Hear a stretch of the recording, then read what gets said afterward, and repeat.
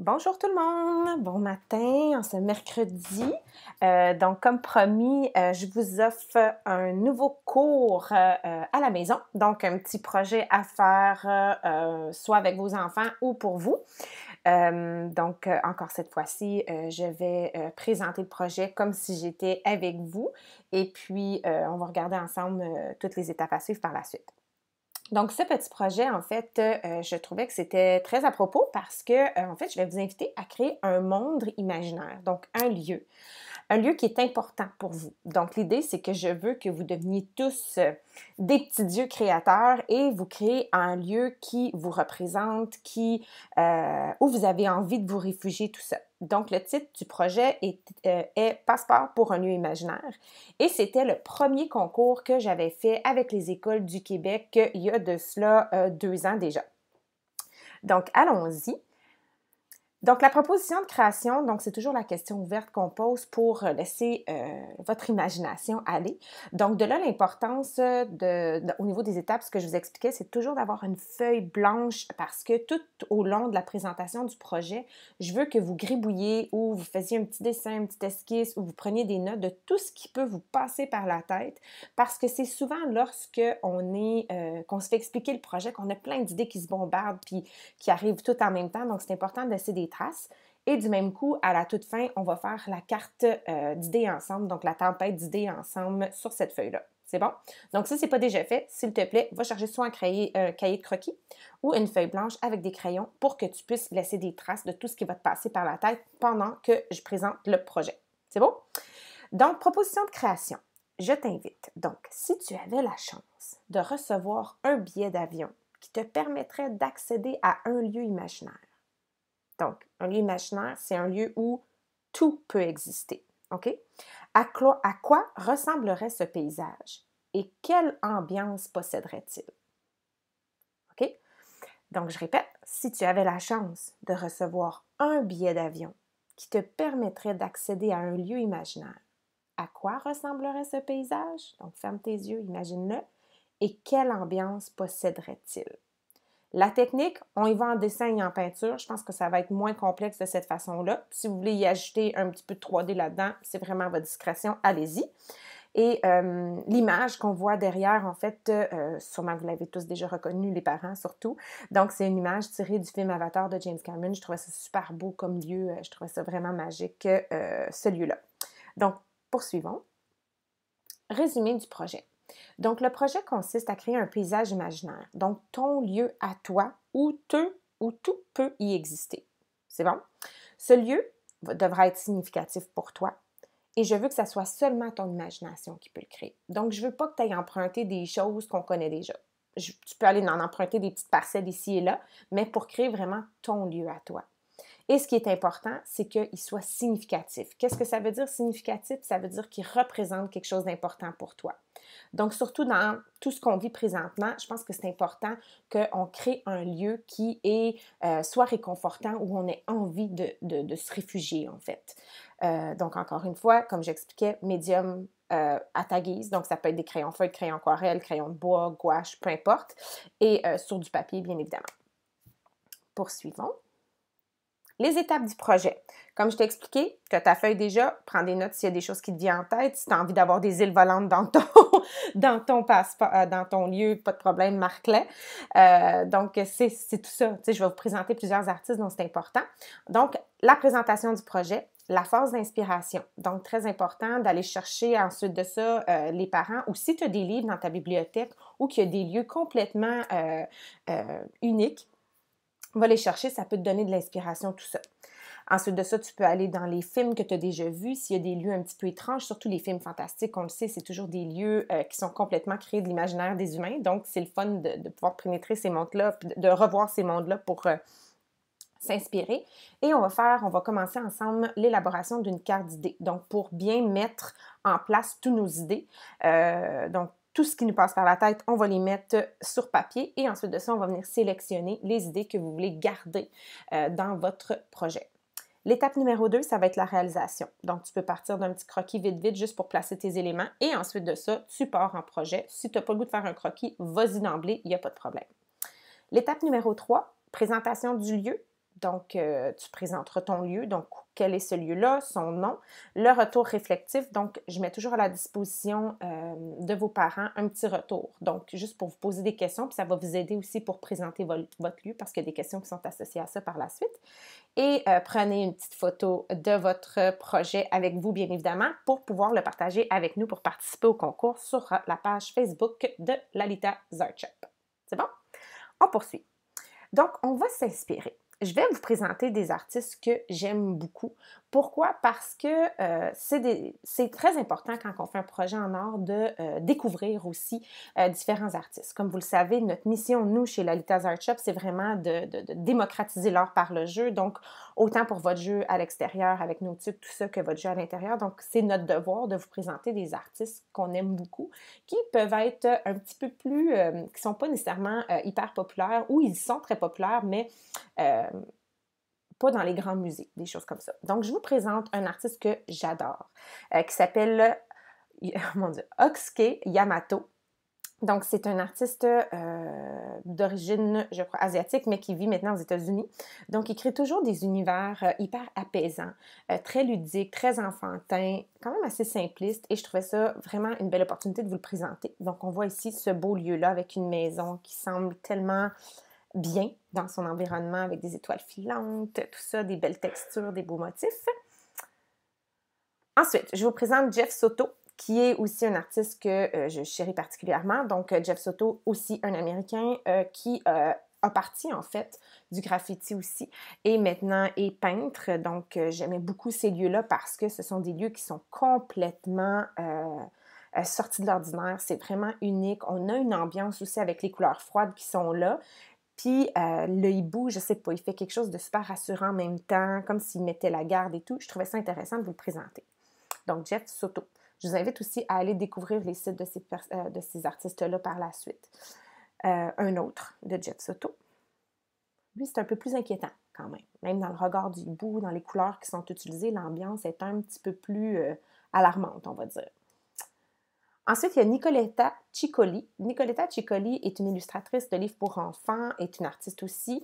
Ce que j'aime beaucoup, c'est qu'elle utilise toujours le côté très enfantin, très ce qu'on retrouve dans les livres habituellement de contes de fées, mais il y a toujours un petit twist avec ses réalisations. Donc, on le voit ici. Donc, ce que je trouve intéressant aussi, c'est d'amener un autre type de paysage. Donc, on le sait, les enfants, vous aimez les friandises, vous aimez les bonbons. Donc, je trouvais ça intéressant aussi de vous montrer ce que des artistes ont fait dans cette lignée-là. Donc, on voit ici des arbres en forme de canne de Noël avec des popsicles, des fruits, tout ça. Fait que je trouvais ça intéressant aussi de vraiment aller chercher des éléments de votre univers à vous et de les intégrer pour faire un paysage imaginaire avec ces éléments-là. On a René Magritte, donc ça ici c'est un grand maître bien évidemment, donc René Magritte vient du surréalisme et nous a toujours fait des compositions assez loufoques. Donc l'idée du surréalisme c'est de prendre souvent des éléments qui n'ont aucune connexion ensemble et de les mettre dans un environnement ensemble pour créer quelque chose qui sort complètement de l'ordinaire, qui ne pourrait arriver en vraie vie. Moi, c'est un de mes artistes de tous les temps, chouchou. Je l'adore, je l'adore, je l'adore. Donc, je vous invite aussi à découvrir ce qu'il fait. C'est vraiment magique. Et voilà pour la période d'inspiration. Donc là, je vous parlais qu'on doit créer un projet, donc on doit créer un lieu imaginaire et je vous parlais d'ambiance. Donc, c'est quoi une ambiance? En fait, c'est lorsqu'on regarde une image, on est capable de sentir qu'il y a quelque chose qui se passe dans cette ambiance-là, dans cette image-là. Donc, souvent, on va créer les ambiances avec des couleurs. Les couleurs ont vraiment une importance dans une œuvre. Donc, on va regarder ensemble quelle atmosphère précise on peut donner juste en utilisant certaines couleurs dans notre paysage. Donc, à y penser. Donc, si tu veux faire un paysage qui est super apaisant, tu vas devoir choisir des couleurs, on va regarder ensemble, typiques. Si tu veux faire quelque chose de plus menaçant, qui a plus d'action, tout ça, tu vas te diriger vers d'autres types de couleurs, OK? Donc, c'est ce qu'on va regarder ensemble. Donc, les ambiances, les couleurs possèdent un rôle hyper important dans une œuvre afin de lui créer une ambiance ou une atmosphère qui est bien précise. Comme j'expliquais, les couleurs chaudes. Les couleurs chaudes, ce sont tous les couleurs qui ont une teinte de rouge ou orangé à l'intérieur. Ça va, ça? Donc, on peut passer du prune, donc un mauve qui est très, très rougeâtre, jusqu'au jaune qui est presque orangé. Ça va? Donc, ça va être toutes ces couleurs-là. Et lorsqu'on les utilise, ce que ça va faire, c'est que ça va donner une sensation de chaleur. Puis ça peut être aussi très excitant, énervant et même violent. Donc, si c'est quelque chose que tu veux créer une ambiance qui est plutôt alarmante, qu'il y a quelque chose, tu sais, qu'il y a quelque chose qui se passe là-dedans, c'est pas trop, trop rose, ben, allez-y avec les couleurs chaudes, utilisez des couleurs chaudes dans la création de votre projet.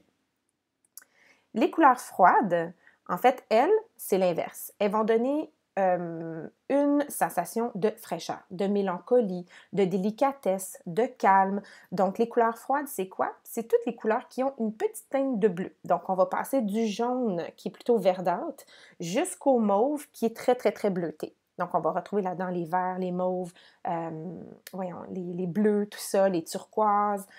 Donc, ça va être toutes les couleurs qui ont une teinte de bleu à l'intérieur.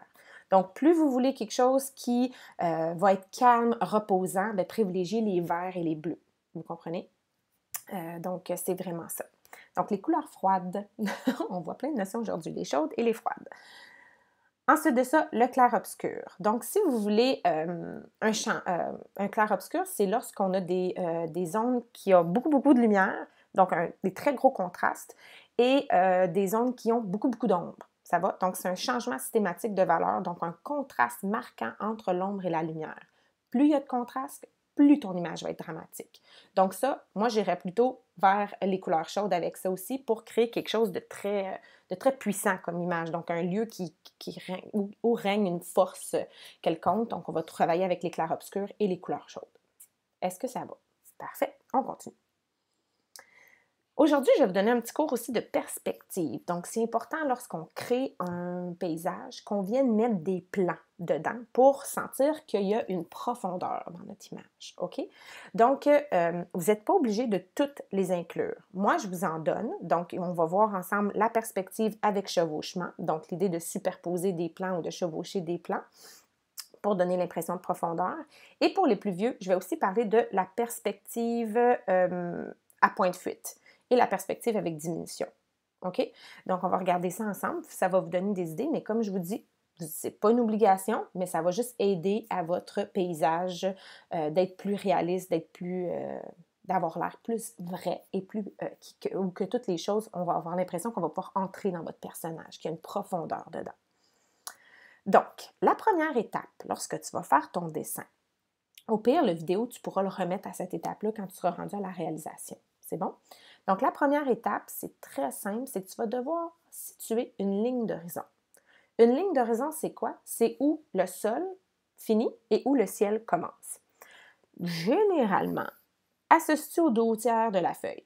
Mais si tu veux avoir un lieu où on voit plus de ciel que de terre, mais la plus basse. Si tu veux avoir un lieu où on voit plus ce qui se passe sur la terre et moins de ciel, mais la plus haute. C'est vraiment à ta discrétion. Ça va? Donc, nous, on l'a mis aux 2/3 de notre feuille. Ensuite de ça, on parle de perspective avec chevauchement. Comme je vous ai parlé, c'est la première qu'on va voir ensemble. Donc, pour les tout petits, on peut parler de ça. OK? Donc, l'idée, c'est que la perspective avec chevauchement, le truc, c'est de venir superposer des éléments ou surtout chevaucher. La différence entre superposer, c'est que c'est une chose qui est complètement par-dessus l'autre, et tandis que chevaucher, c'est une partie sur une partie. Ça va? Donc, on va privilégier le chevauchement.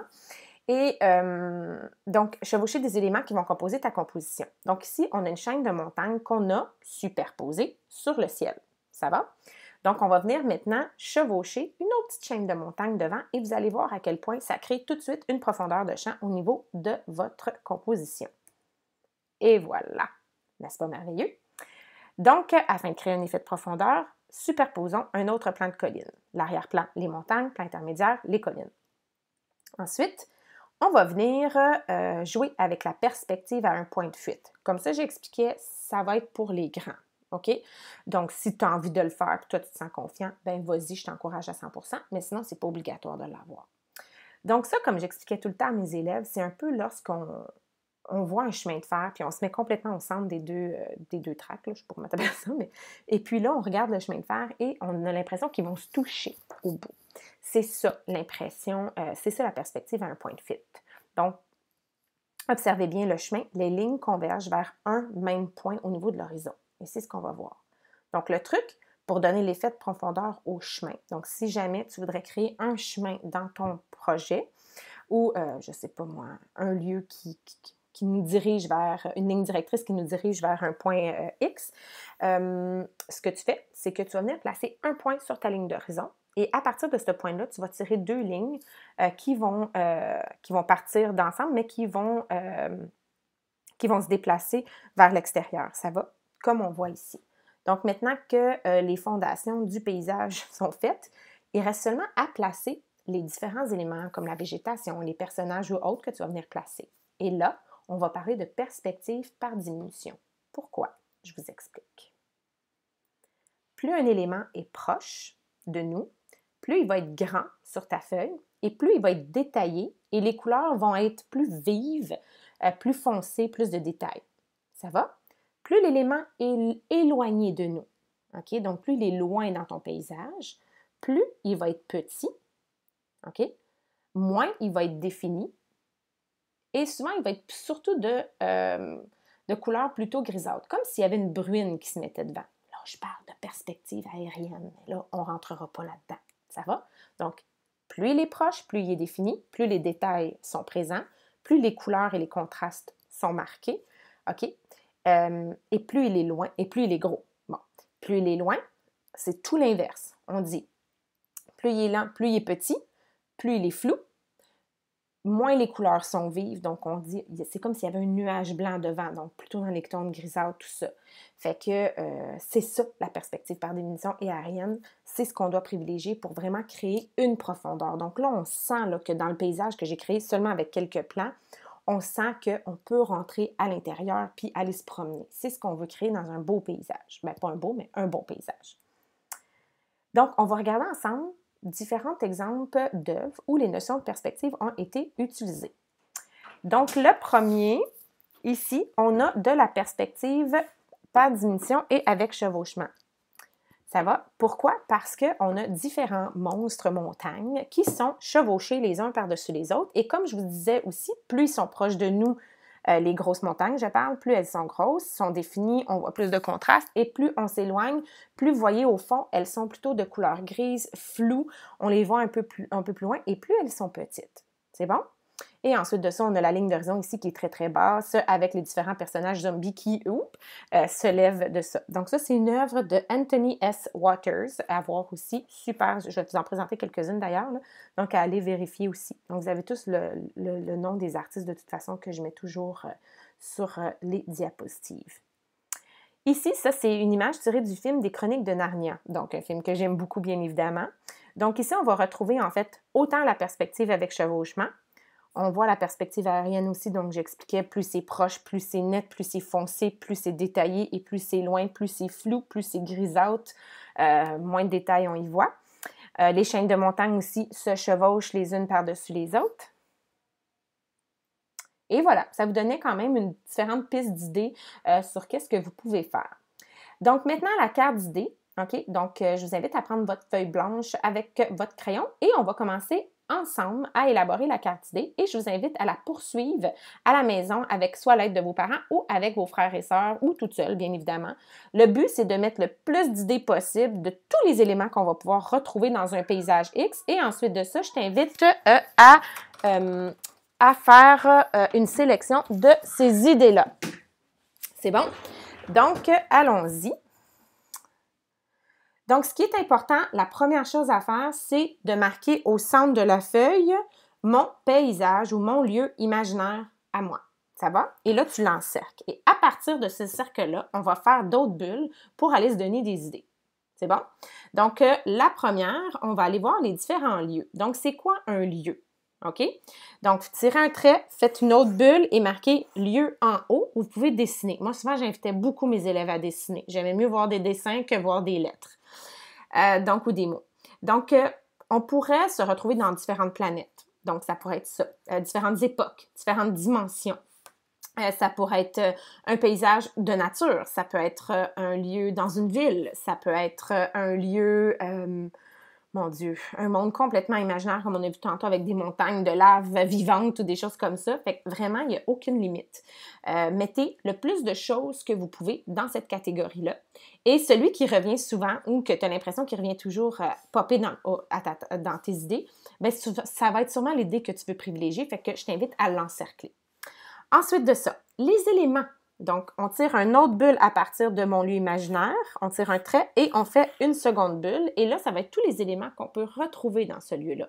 Je parle d'éléments, ça peut être des îles volantes, ça peut être des dragons, ça peut être tous les êtres vivants qu'on va pouvoir retrouver ou non vivants qu'on va pouvoir retrouver là.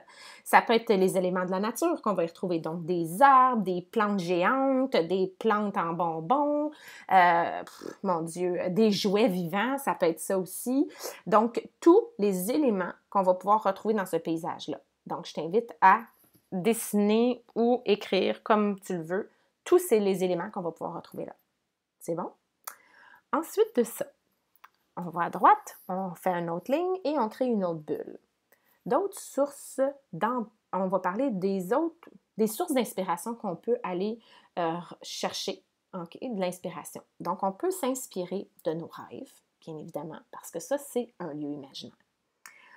On veut quelque chose de fantastique. Donc, ça peut être quelque chose de super réaliste, comme ça peut être quelque chose qui n'existe pas, puis qui est vraiment créé de ton imagination pure et simple. Okay? Tu peux t'inspirer des mythes et des légendes d'autrefois. Donc, si tu as envie d'intégrer des animaux complètement de la mythologie, allez-y. Donc, on peut trouver des centaures, c'est quoi d'autre qu'on a dans des licornes, ceux qui ont plein de poils, des loups-garous, on peut voir aussi les pégases, tout ça. Fait que c'est vraiment comme tu le veux. Ensuite de ça, tes souvenirs d'enfance, des livres que tu as, tout ça, va t'inspirer. OK? Fait que ça, c'est toutes les sources d'inspiration qu'on a là-dedans, qu'on peut retrouver, puis qu'on peut aller chercher plus d'idées. Et finalement, les ambiances. Donc, je t'invite à créer un dernier trait et une quatrième bulle. Et là, on va parler d'ambiance que tu aimerais retrouver dans ton lieu imaginaire à toi. Donc, est-ce que tu as envie d'avoir un lieu qui est doux, en fait, donc un lieu que tu as envie de te réfugier? Je t'invite à le faire. Donc, ça peut être un lieu où tout ce que tes yeux désirent, OK, voir, vont les retrouver. Donc, ça peut être une ambiance qui est douce, qui est chaleureuse, qui est invitant. Donc, rappelle-toi, on va travailler avec des couleurs qui sont plutôt froides à ce niveau-là, des contrastes qui sont doux, donc pas trop de couleurs pâles et pas trop de couleurs trop foncées. Donc, on va toujours rester dans les mêmes tons. Ou si tu as envie d'avoir quelque chose de plus menaçant, plus d'action, tu es une personne d'action, tu as le goût qu'on vit plein de choses en regardant ton paysage, ben tu peux aller avec des ambiances qui sont plus, je sais pas moi, épeurantes, où on sent qu'il y a quelque chose qui règne, qui va se passer, tout ça. Donc là, je t'invite, encore une fois, comme je te l'ai expliqué, à privilégier des couleurs qui vont être chaudes, tout ça. C'est bon? Fait que ça, c'est un début de carte d'idées. Moi, ce que je disais toujours à mes élèves, c'est d'aller le plus loin possible dans ces idées. Donc, mettez tout. Il n'y a pas de bonne et mauvaise réponse, en fait. L'idée, c'est de sortir le plus d'idées possible pour aller au maximum, pour pousser ton idée le plus loin possible, finalement. C'est bon? Donc, je te souhaite une très belle création. J'ai très, très, très, très, très hâte de les voir. Et ben c'est ça. Il n'y a pas de limite, comme je te dis. Il y a seulement ta tête à toi qui peut créer ce lieu-là. Fait qu'on a bien hâte de voir ton lieu imaginaire à toi. Bye!